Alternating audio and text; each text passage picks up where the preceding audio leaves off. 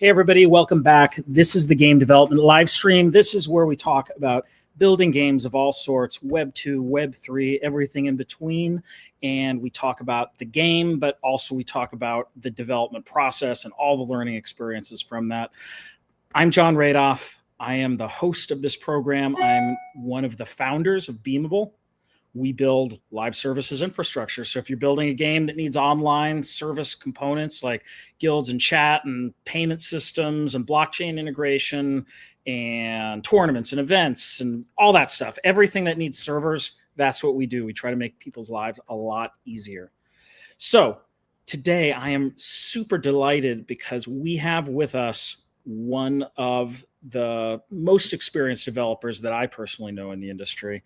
I think, John, we met the first time when you were at SOE, and I had been a player of several of the games before I went into building a game company called Disruptor Beam for a while. But Smed, look, I don't want to steal your thunder here. I'd love for you to just start to talk about your journey through the industry, what you've done, and then we'll dive into what you're building today and what you've learned from that.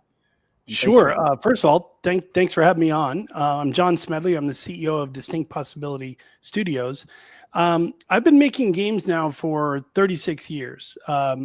Literally dropped out of San Diego State with a computer science degree months into it to do my first game. I started life as a programmer. I miss that every single day, and it was so much fun. Coding assembly back in those days.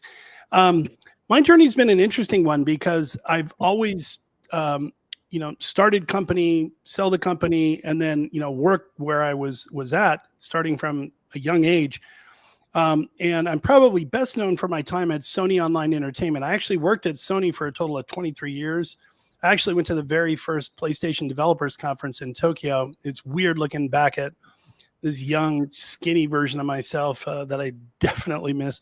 But I ran Sony Online Entertainment for almost 15 years and worked on 12 different MMOs with some of the most amazing teams that I've ever been blessed to work with. And we put out some really fun games like EverQuest. That's an old one, but it's obviously one that I'm fairly well known for.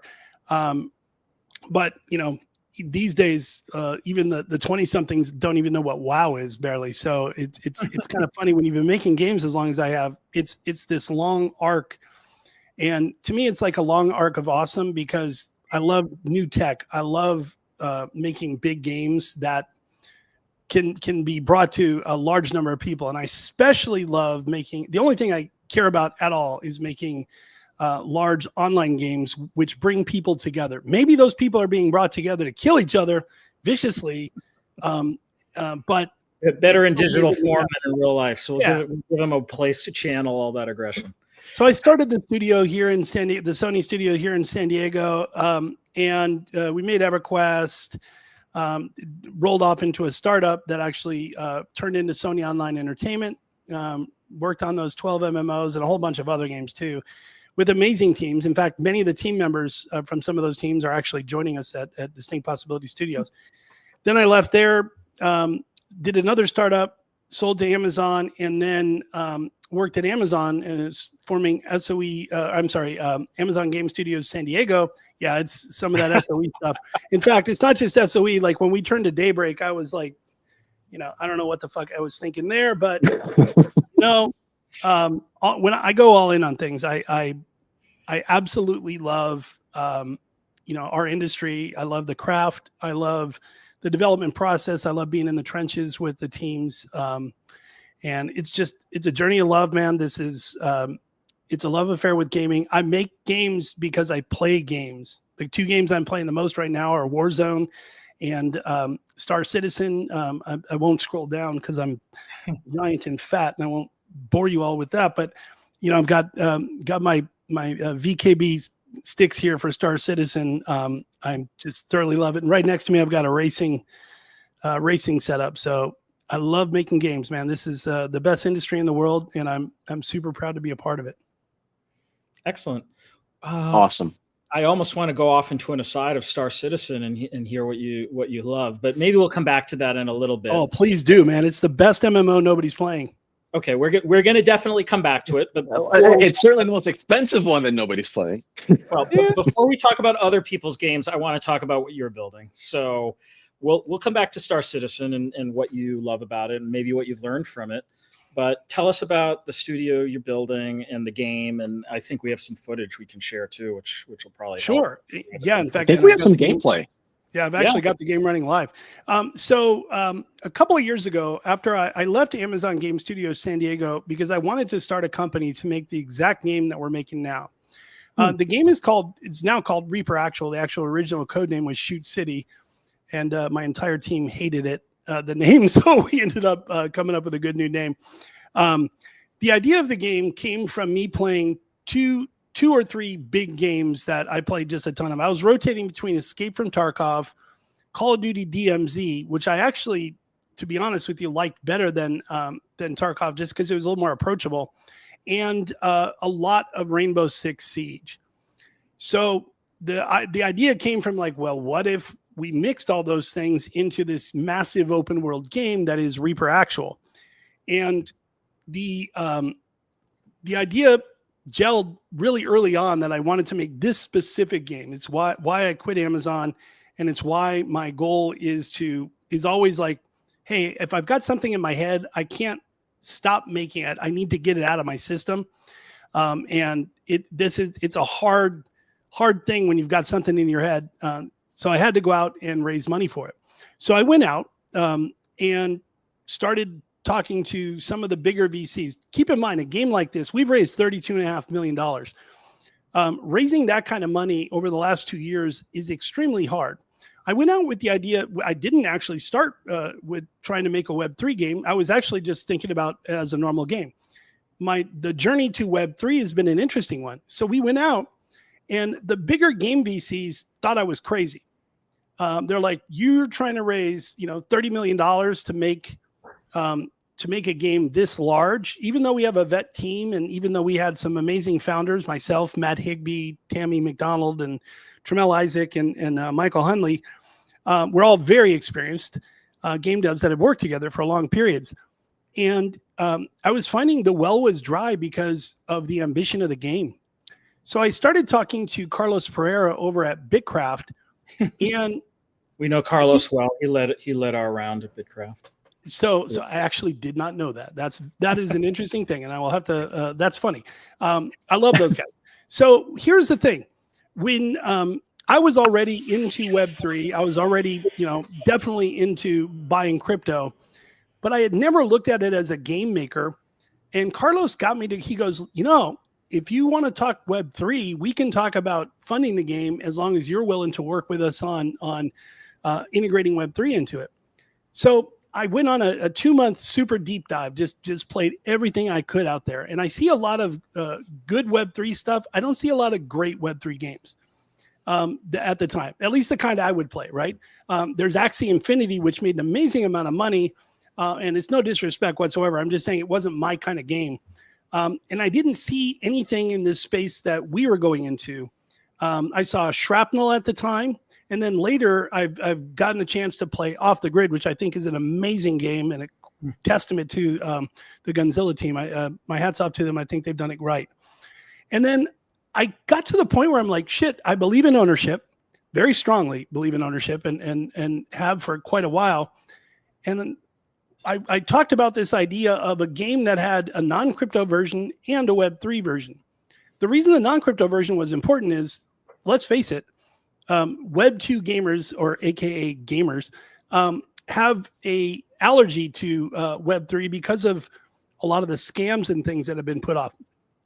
I was worried about that, but the more I saw that there's a way to do it right, and the more investors I was able to convince of this idea of making an amazing game that has a Web2 version that no crypto whatsoever, and a Web3 version that's side by side where they play together, I came to believe that we could do something amazing with Web3. So we're building an ecosystem where we're going to let players rent stuff from us, like rent server from us. They can modify the game.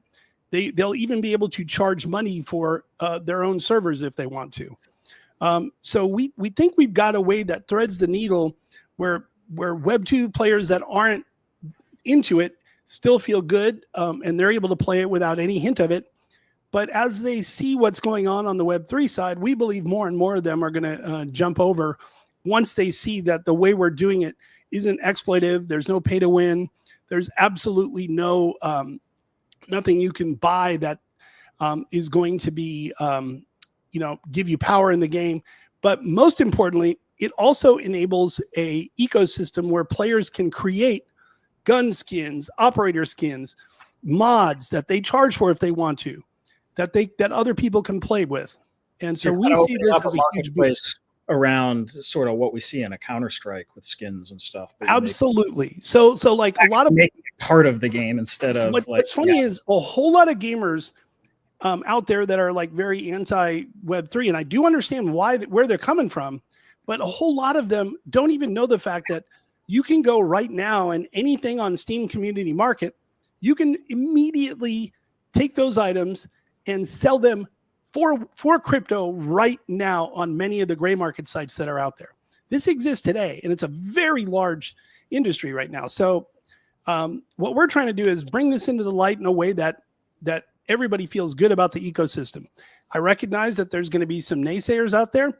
Our goal is just to make a great game and let people play the way they want to. So there's a question that Suman posted earlier, and I think I can kind of net it out. Thanks for the question, Suman. But he's really asking, well, if Web3 is kind of the business model for a lot of what you were just describing, is there a business model in that initial game experience? Like, if I never want to do blockchain stuff, are you earning from those players? If so, how are you thinking about that? Yeah, so simple version is this. On September 22nd, we're going to launch something called a Foundation Alpha. This is sort of the beginning of our journey with players. We're going to sell a very limited number of versions of the game at that point in time. We'll sell them on Epic, which won't have any crypto whatsoever, and on our website, we'll have Web3 versions of it. They come with a base, which is your home in the world, which I'll show you here in a little bit. And they also come with Reapers, which are operators, tier 1 operators. And the idea is that we're doing buy to play at first. Our launch will be buy to play, but we have versions of the game as low as $30 or 30 USDC. So we are definitely trying to make it accessible. We're also going to use those funds to help us continue to develop the game more. So we're not ashamed to say that as a startup, even a well-funded one, we need money to continue making awesome things for people. So the Web3 elements that will be in there day one are actually the ability for if you buy the game on our website, the Web3 bundles, you can actually turn right around and sell individual Reapers if you want to, or sell your base if you want to.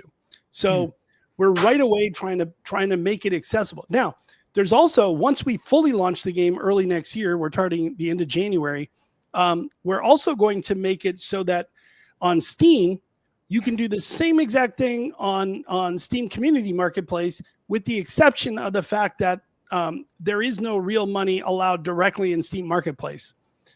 So the idea is you're using Steam's ecosystem for that, which I think is a great one. We did it with H1Z1.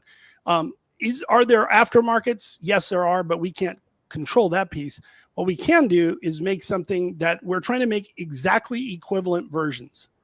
So we also are going to let players mint stuff they find in game that is rare or better, but the things they can mint don't have extra power. It's like guns. You might have a cool skin on a gun. You can then turn around and mint that and sell it if you want to. You can do that on Steam Marketplace if you're on Steam once we launch, and you can do that on our Web3 Marketplace starting from our foundation on September 22nd. So I see a couple other questions coming in from the audience. And by the way, I always like to take a moment in our broadcast here that there's a reason we do this live, which is you can't have this level of interactivity where people can just ask questions, and you get to meet a guy like Smed, who has been around for a long time in this industry, can answer a hell of a lot of questions, tell you a lot of things, share a lot of wisdom. So do super encourage everybody to show up, and join the other 700-ish people that are already watching us live here, because they're the ones who are part of the community asking questions. And a little later in this program, for those of you who are live, I'm going to give out our code, and you're going to be able to go and earn a few points in the last season of the airdrop that we're planning to do here at Beamable.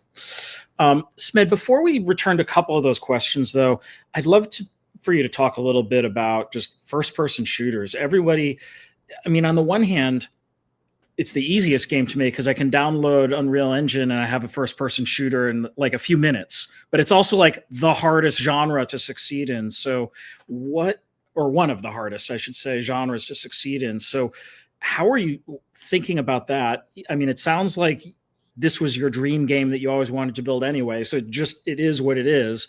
But what are the challenges of this market that you can share for us? And what have you learned about it? What makes for a successful FPS game? And I ask this thinking that, like, you have to succeed for the general gaming audience. There's not like really a Web3 gaming audience. They may get pulled into this, but it just has to be a great FPS game for the whole market. And that means you've got some stiff competition out there.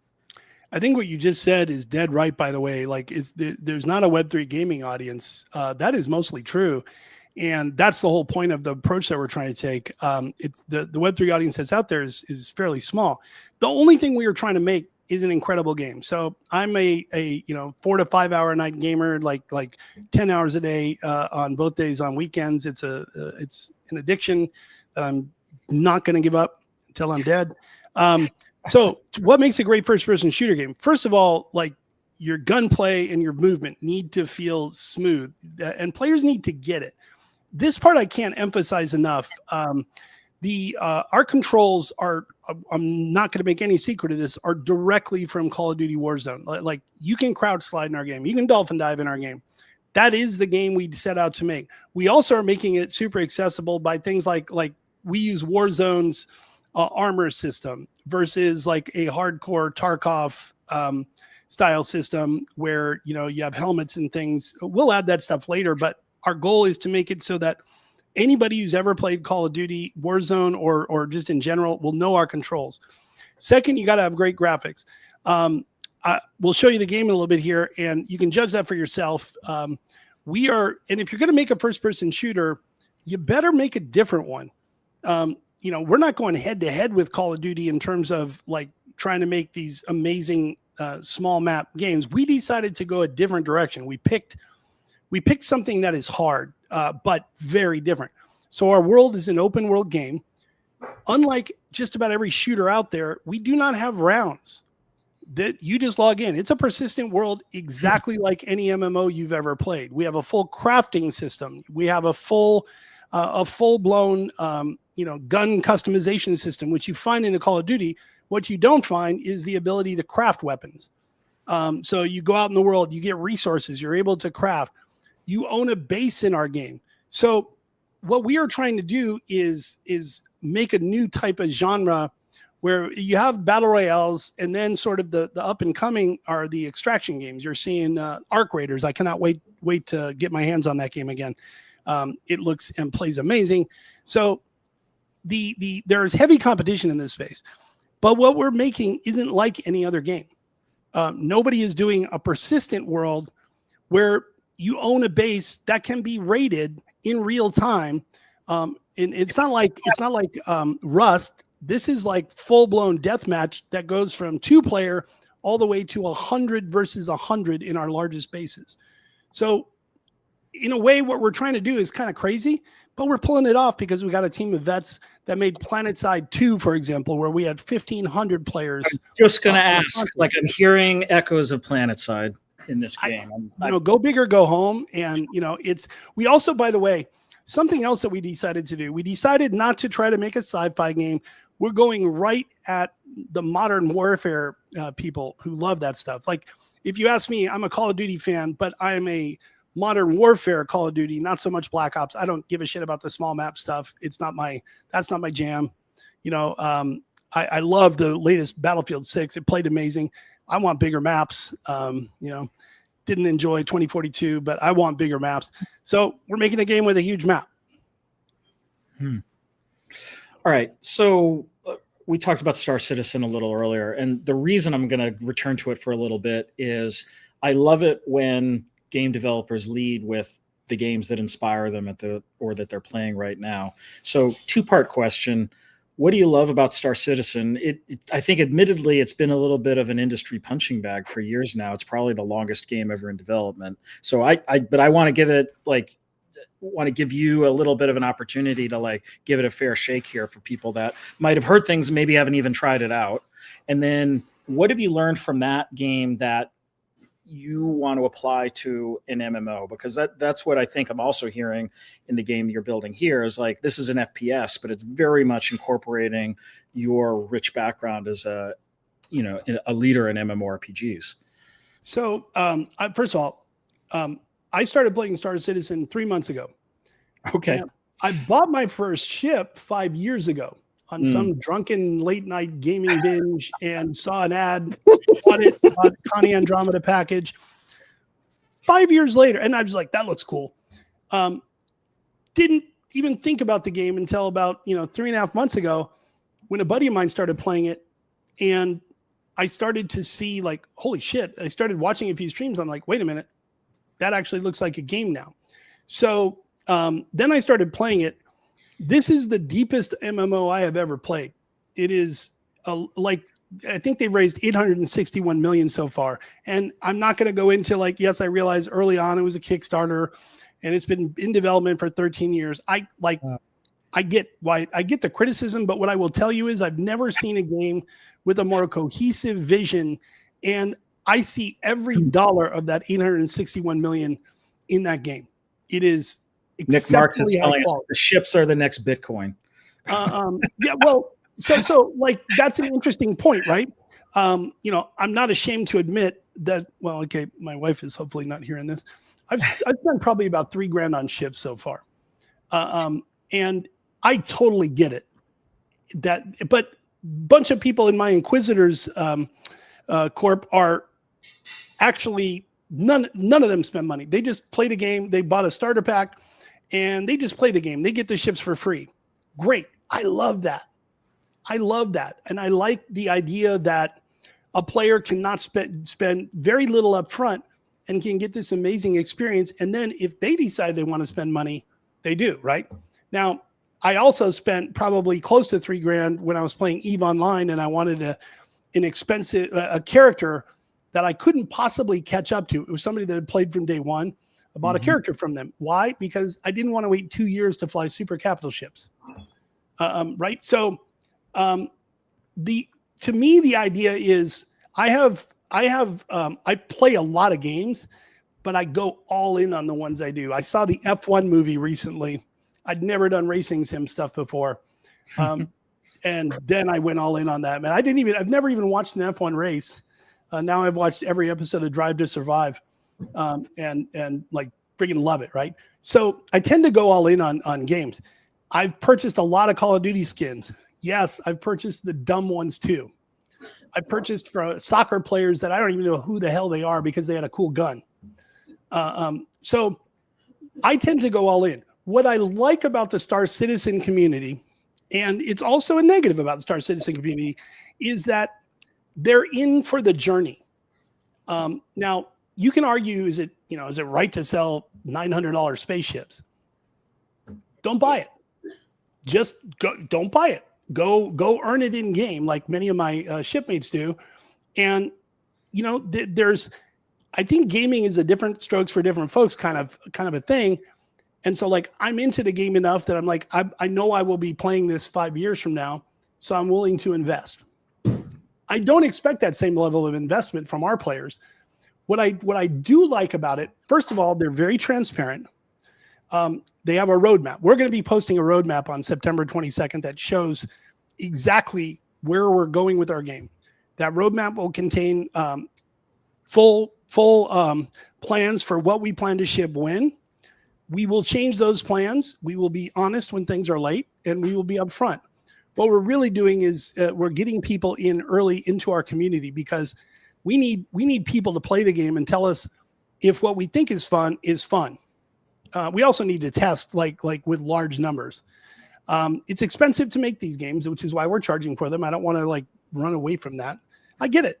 We're also going to stream the game extensively ahead of that. And so nobody will go in going, I thought this was a finished game. It's not. It's called Foundation Alpha for a reason. Mm-hmm.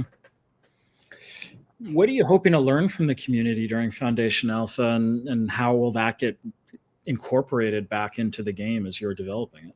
So keep in mind that the second we put this thing up for sale, it's now a live service game. We've been operating it internally as a live service game for our entire development. Now, we do playtests every single day. The playtests fall into ruts where people get sort of play in the same patterns they do. I don't believe a lot of the patterns that we play internally will look anything like how end users will play the game. So a big part of what we're doing is data analysis. It's are people having fun? Are they in the areas we expect them to be? Are there fights happening where we think where we planned them?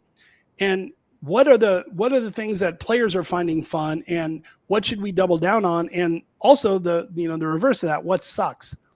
One thing we do not believe in our company is sort of drinking our own Kool-Aid.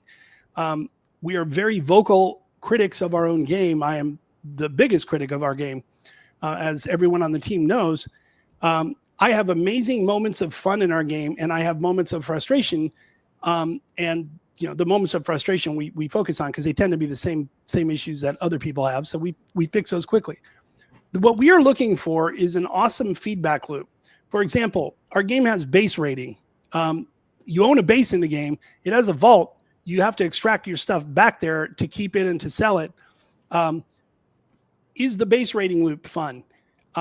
Like, for example, you can only have your base rated when you're there physically, and you can collect all these different reapers, these operators, and they can actually be set to help you defend your base. So when you're not playing as one, those reapers can actually will be controlled by AI. So if somebody raids your base while you're in it, they can help you defend it. You can also set traps, turrets, that kind of thing. Is that loop fun? How big can we get that loop? Our goal is to get it to 100-person outfit base, which is what we call clans in our game. And that also means the largest of the bases could support 100 defenders, but it can also support 100 attackers. So we want a lot of in-game outfit on outfit gunplay. Is that fun? How do our vehicles feel? How is the size of the map? One of our bigger concerns is we're going to start with a few hundred players, but we're going to grow it to 1,000 players on one map. And that takes that's hard to do in Unreal. Anybody that's ever developed in Unreal is like, bullshit. Well, there's plenty of MMOs out there that are doing it right now. And you can do it. You just have to know what you're doing. And frankly, we have a team of vets that have done this kind of thing before, but with a different engine. So we're learning as we go with Unreal 5, which is awesome and a pain in the ass all at once. All right. So we mentioned live gameplay a while back, and we saw some comments there like anticipating it. So let's take a look at some live gameplay. And then, all right, I'm excited. Here we go.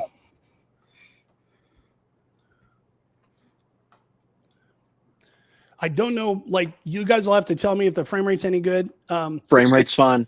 Looks great. Welcome to Reaper Actual. Okay. So you start life in your base in Reaper Actual, and this is your home away from home. You can collect up to 5 of these. Each base has different good things and bad things about it. So, for example, this is a starter base. It's a bunker base. There's exactly 1 entrance and 1 exit. If I walk out there, I actually go out into our main world. When you're in your base, it's instanced, and we do that for a reason because we do intend to have deathmatch style gameplay. We have it now, actually, with base raids. So the way we want it to work is once somebody's in your base, it turns into this massive fight. And, this is a tiny base, right? Basically 1 or 2 attackers would probably come in here. But we have bigger bases, like our warehouse base could hold up to 40 people. And that's in the game now. So you have a vault. I'm seeing stuff that I've collected through previous gameplay sessions, and I've extracted back with. You can customize your weaponry. It's very standard in that way. These are things you would expect. Like I've got a hollow site, I think, somewhere around here. I'll just put that on there real quick.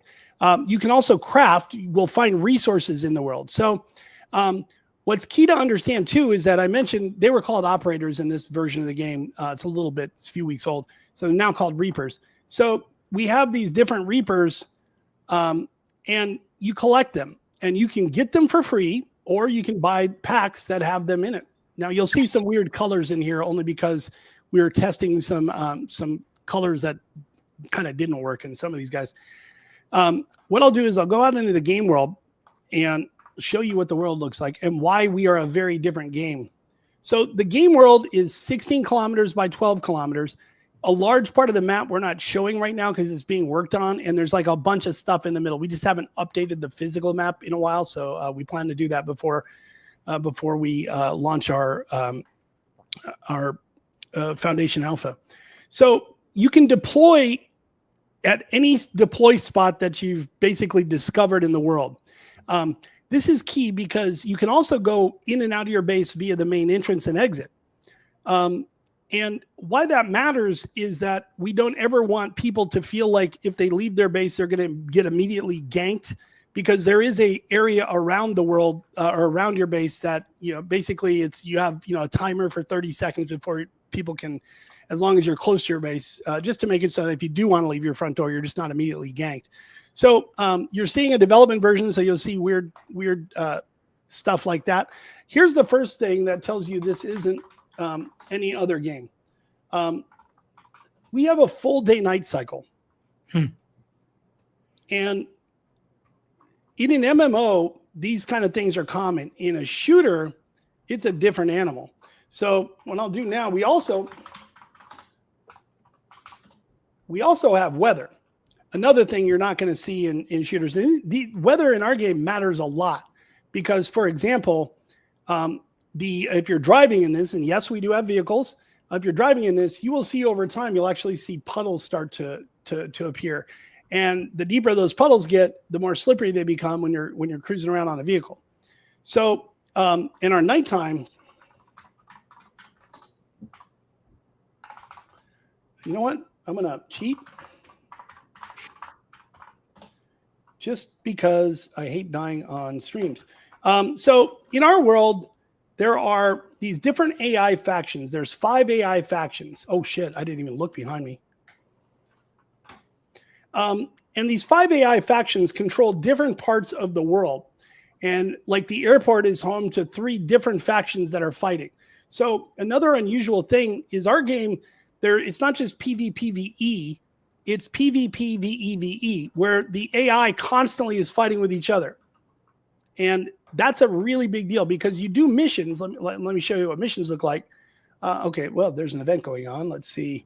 Okay, let me accept that. So you're given these missions. Our mission system is very unique. It is designed to be, I call it a shit magnet. What it basically is, it's designed to bring players together. So it might give me a mission to kill a high value target, and it might give somebody that's close by a mission to defend that same high value target. We also have things like, as I'm going around in the world, you'll notice that I have a heat meter. And as I'm walking, I will over time actually be able to generate enough heat that my base can be rated when I go back to it. So you also get bounties placed on your head by AI, and we're actually adding it so that players can put bounties on each other too. So I'm looting, and I want to find a safe extraction point to get back to my base. So that obviously that event was going on before I joined it, so it failed only because that event has stopped. But there's constantly things going on. So the event over here, you actually see NPCs fighting with one another, and you can take sides. You can actually choose a faction to align yourself with, and if you successfully complete missions for them, it unlocks better and better gear as you gain faction reputation. Oh, there we go. We'll take that AK. And thank you very much. Some 50 cal. Muzzle brake compensator. I think I'm going to quickly change my gun just a little bit. Now, as I'm finding stuff, so whoa. Oh God. All right, buddy. Thank you. I love how they die right now. Our some of our death code is yielding very funny results. I love making games because you see the dumbest bugs. It cracks me up. So the moment to moment gameplay looks great, and getting a sense of the scale of this thing, the persistent universe, and everybody kind of coming in and out of zones, which is really cool.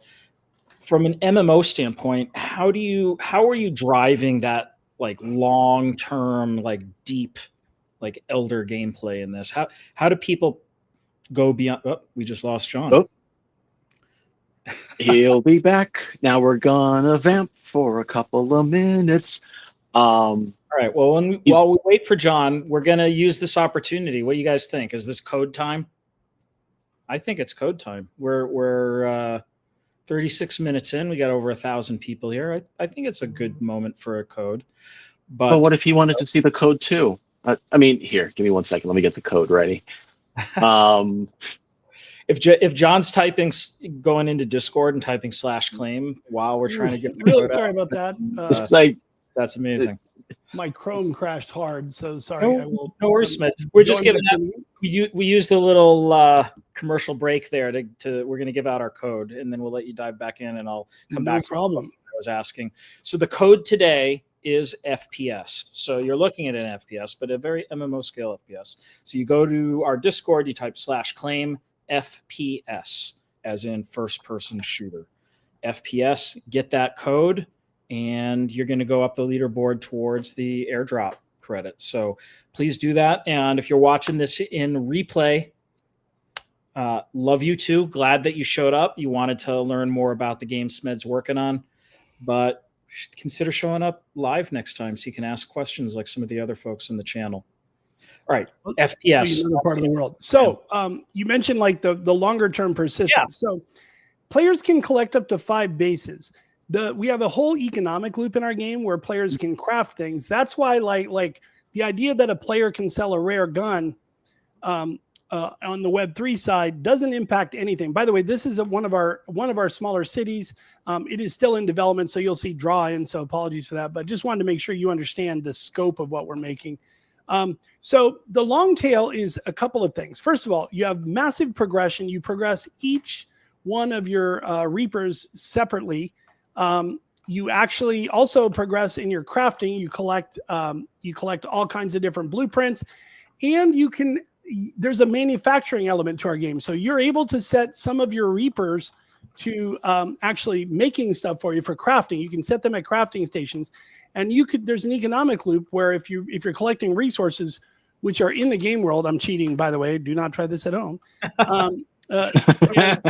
Or in the game day one, it won't end well. Like there's some draw in here only because this area doesn't have the horizontal, the H-LODs, the levels of detail. So we haven't set the buildings to stream yet. But just to give you an idea of the scale of this thing. So you upgrade your base.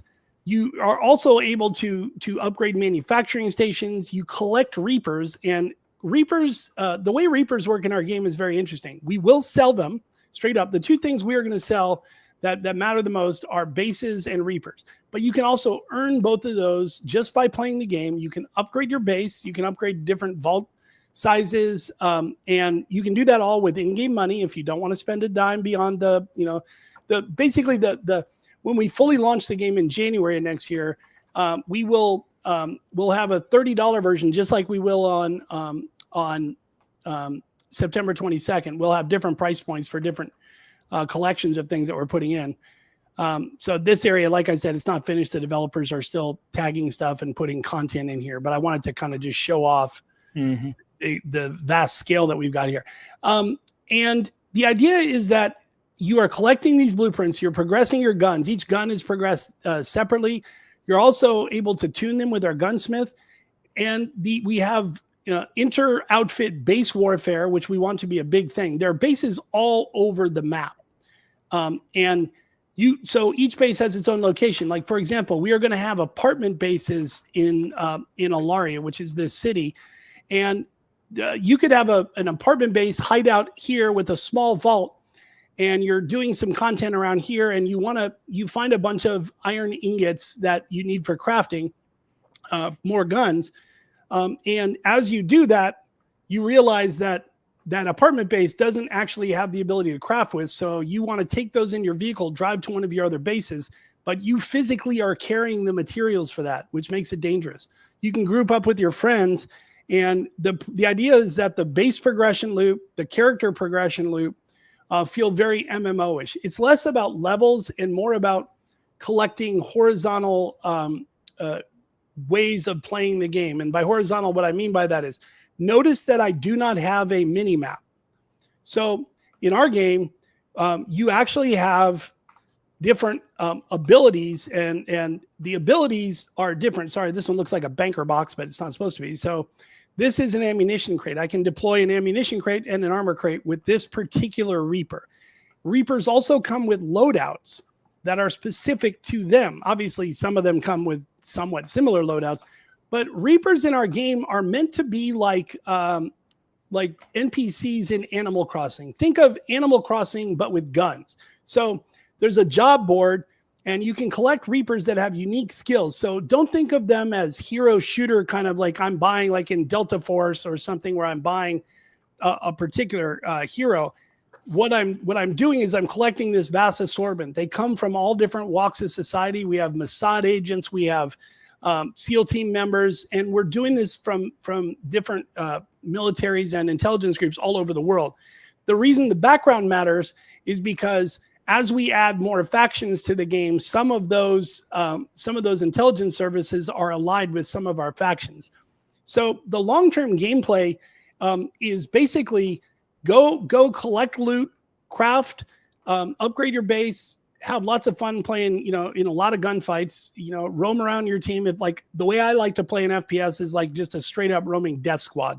Like I'm telling you about our deep crafting system, and I'm also telling you I won't use it, because what I care about is killing other players and stealing shit off their dead bodies. That gives me pleasure. So, it tells you a little bit about me. But that's what's fun to me. Like when I was playing Eve, there's a large faction of people that like to mine. God bless them, but I like to kill them anyways. And there's manufacturers. That's the kind of economic loop that we want in our game. Now, for the Web3 side, you can find stuff in the game. Like this is common, so you can't mint this, but a extremely legendary gun you would be able to mint. And before people say, well, that's selling power, it's not, because you can craft the same thing, or you can just get it by killing somebody. So if I buy some expensive weapon and you kill me, you get that weapon. What you don't get though are the skins, the unique skins that I get. We decided that anything that you're collecting these skins, and the person may get a copy of that skin, but it's not one that they could then turn around and mint themselves. And we're doing that deliberately because we don't want people to feel like there's a power differential, because there just isn't one. The bases are the same way. Bases actually, nobody made that openable.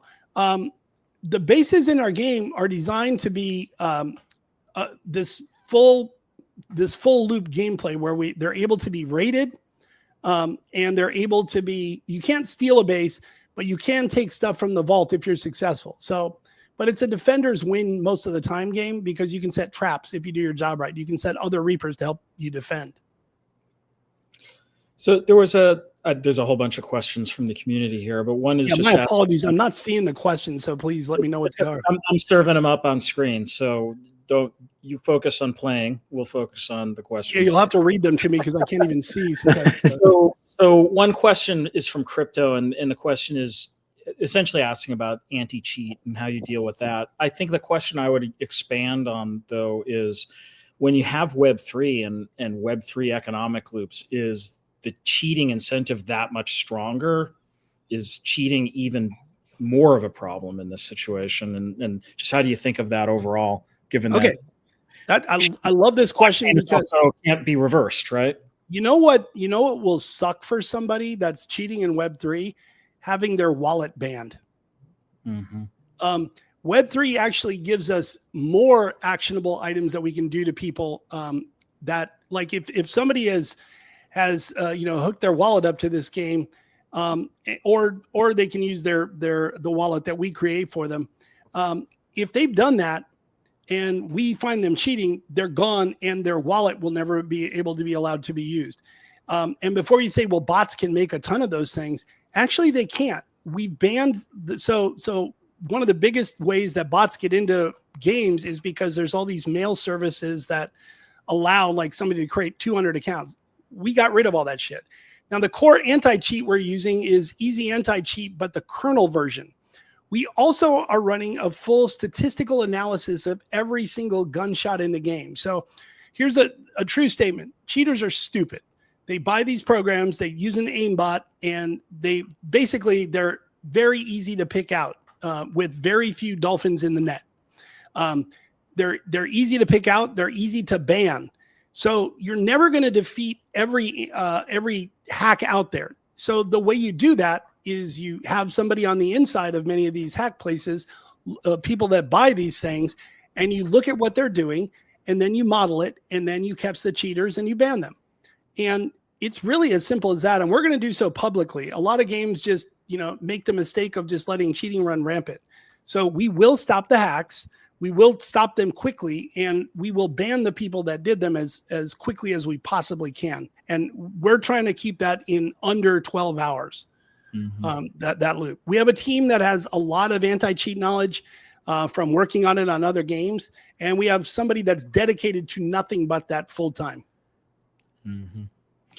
So another question, not cheating related, but kind of comes back to what we were just talking about in terms of the long-term economy of the game, is how are you thinking about balancing the Web 2 versus Web 3 players? Does the player ownership add a whole other layer of complexity, which makes this whole thing really complicated, unpredictable? I'm translating the question a little bit. Sure. It's the answer is we don't treat them any differently because they play in the same world. They simply can't trade things. And the idea is that the balancing that's going on, our economy, we have two economies. We have the in-game economy, and what's outside of it on the Web3 side simply doesn't matter to us. Players can sell stuff for what they want to sell it for. We're not trying to, to prevent price gouging if people want to list things for high prices. It's funny because I saw this Ubisoft game, and I forget the name of the game, and I'm sorry, that it's like a figurines game, like a tactics kind of a game. I didn't actually play it, to be fair.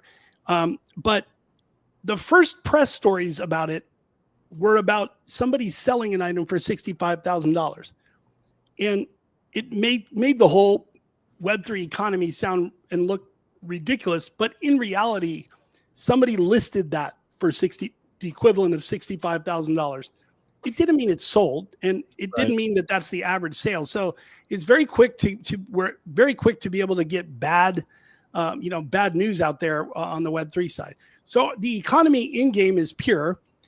You're not, even if you buy stuff and bring it in, it's not going to do anything for you because you can craft the gun. Somebody else can just find resources and craft immediately. So like our goal here's an example of another player base. I don't, it was there.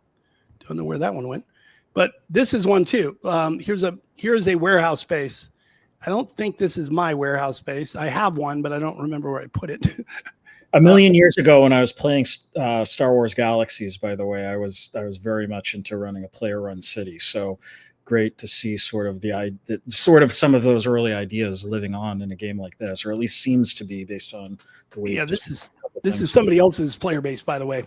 One of the other dev team members, and I don't know who yet, but I will find him this afternoon in our company playtest. So we believe that having a pure game economy that's true in both Web 2 and Web 3 can mix just fine with the Web 3 economy where we're allowing minting and players to buy stuff. But let's say you wanted to go buy 20 AK-12s so that you have them on different runs. In fact, let me extract right now. I had some good stuff. Let me go back to my base real quick. I'll show you what the extraction loop looks like. I should say one of the extraction loops. We do have vehicles, and I've been looking for one, and I do not know where it went. And here we have some floating terrain. Welcome to development. And right now we have metro stations where you can extract from back to your base, and the train part isn't done yet. But so we have like this red smoke that is, we pretend is a train here, and I'll show you what that looks like here. But we have these specific places you can extract from in the world. But keep in mind, like I'm showing you a simple, demo on a server with just me on it. When there's hundreds of other players in here, this is a target. And very frequently we have people that camp these things. But I can also, and I'm going to show you this loop in just a second, I can also drive a car to my base, or I could simply walk to it because I have a base that's fairly close by. And the idea is that this whole economic loop operates independently of any of the Web3 stuff. I don't like the term play to win, or I'm sorry, play to earn at all. So like this is an example. If I walk out, we all hate that term now. Yeah, I'm glad. Like, who likes it? If someone out there likes it, I want to have you on and sell us on why the term from 2020 ought to be coming back. Well, just like who decided the name Web3 was a good idea? This is one of the common themes of this program, but I'm a big believer that whoever the chief marketing officer of Web3 is, they got to be replaced. Yeah, they're like right up there with Cracker Barrel and Bud Light. Like there's like these stupid decisions that are made. You're like, why mess with something that's working? So notice that it's hard to see my base here, right? That's on purpose, but it does have a location. So I can go right back into my base just by walking up to it. And other people could camp. They could see me running up here because not every base has good deploy points. Like apartment bases don't have deploy points, which means you go out your front door, but there's a protected area there. And that should take care of it. And we may ultimately decide to add one. Some of our team members are advocating for that. But these things have real locations in the game. I mentioned that one of the other dev team members owns that particular player base over there. I don't actually know who it is. I will find them. And I'm going to eradicate them in today's playtest. Jon, so a lot earlier we talked about what you were hoping to learn from your community, and we got into this discussion from you about sort of what players say versus what players do, and really paying a lot of attention to the data.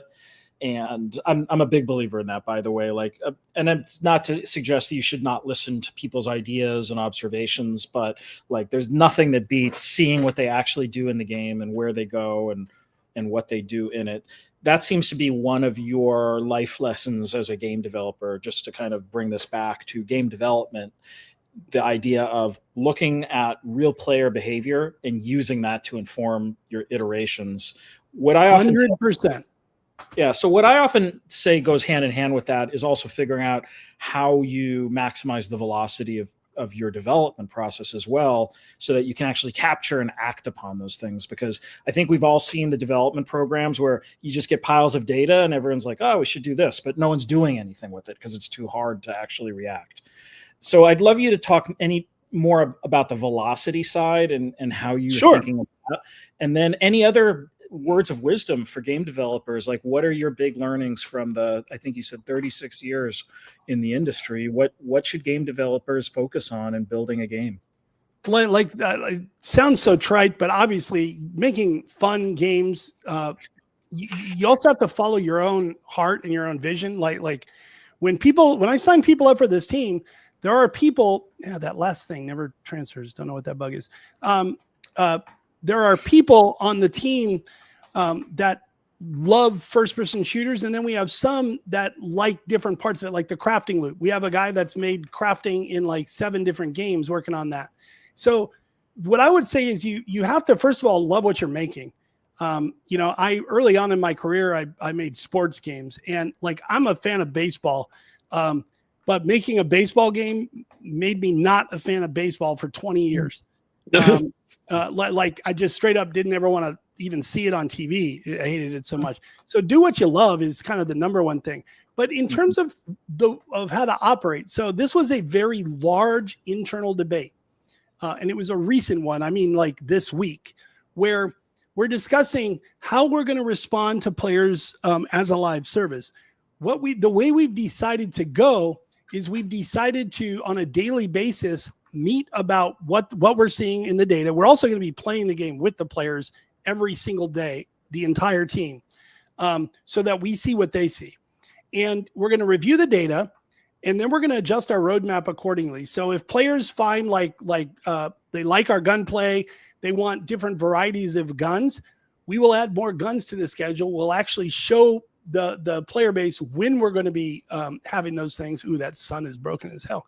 All I see are bugs when I'm looking at my own games. It's kind of funny. Oop, missing the password. Okay, I don't know why we call it a password. It's a key code. That's new, by the way. That wasn't there yesterday. So the way we're going to do it is we're going to just simply review the player data every single day and move things priority-wise. We're going to reserve an amount of time each week, not just for the future stuff we're working on, but also to react to players' feedback directly from it. So if some areas don't have enough spawns, we're going to, we'll increase the spawn rate of NPCs. If the NPC AI isn't good enough, we'll focus on immediate improvements to those things. And we're going to tell the players what we're doing by communicating with them via our website, and also, more importantly, through our actual schedule that we're going to be posting publicly. That's another thing I think Star Citizen nails, is the idea of a roadmap that's living. Star Citizen players are a unique breed because they overlook the bugs. They believe in the vision, the long-term vision of the game. And like, as a game maker, I have never seen, like, I play with these guys, the Inquisitors, every night, and I see bugs in the game and I'm like, holy shit, how can they just leave this? Like elevators, there was a 40-minute post or video made about how they're fixing elevators. Happens to be the single most annoying thing in the game. And so the players are willing to, as long as they see forward movement, they're willing to go along for the ride. I like that. But the transparency, I think, is the central thing as a part of that. Ooh, we have some floating ammo boxes. John, you're a rare breed too, because I've never had a CEO on this stream play the game as consistently and like actually playing, like running around doing stuff, and simultaneously multitasked. Well, it's the second part, and simultaneously multitasked answers to some complicated questions about. Well, it's also, like, to be fair though, there's nobody else on the server. The minute it's PvP, the F-bombs start flying, and I'm a horrible human being to play against. I'll just say that right up front. Every CEO's got to play the game for sure. I'm a teabagger. I'm a shit talker.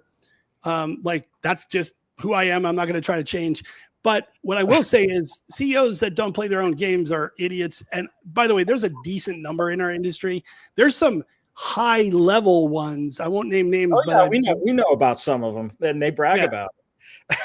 Some of them have gotten fired in the last couple of years. I'm not making widgets, man. I'm making games. Like, what's the point, man? Like I'm a decent Warzone player. I get my fair share of W's in that, and I like that, But then again, last night I was playing Mario Kart World, and I have not gotten a W in that in the damn battle races yet. I will. So, like, I don't know why people that are in our industry, if they don't actively play games and love playing them. I realize for some people it's just a job. For me, it's like, I hate that, like, that old army thing, it's not just a job, it's an adventure. Maybe that was Navy. I don't know. That is how it is for me anyways. So, and everybody on our team is also a game player. Some play different types of games though. Like, I don't know why people like to craft. I do not understand those people, but we have a shit ton of them on our team. So crafting is going to be damn good. Yeah, I love crafting in games. So, John, we're coming down to like the final minute and a half here. Leave us with your final words of wisdom and pitch the game and tell people where to go. So, my last words of wisdom, especially if you're a game maker, is make what you love, and also be willing to accept that what you love also can be what you hate as you're making it. It just takes a while to get there, right? The game, you can go find out about it at reaperactual.com. We'd love you to join our Discord to hear more about the game. We're going to be doing streams tomorrow, extensive PvP streams tomorrow at 11 o'clock. And we'll have more information about that on our website. We'd love people to give it a chance. And, for those Web 2 players that are like, oh, Web 3 game equals bad, you know what? Just play the Epic version. You don't have to ever touch it if you don't want to, or the Steam version once it's out. So thank you so much for the opportunity to present. I really enjoyed this. Yeah, it was a lot of fun, Smed. Glad you could make it on. We really enjoyed talking to you and looking at the game and spending so much time with live gameplay. Hope everyone goes and checks out the game, Web 2, Web 3. Sounds like you don't care. Just go check out the game in any version that you want. Exactly. Smed, thank you so much. Yeah. Hope you have a good rest of your day, guys. Yes, Smed. Thanks. Come back anytime. Bye. It's been a blast.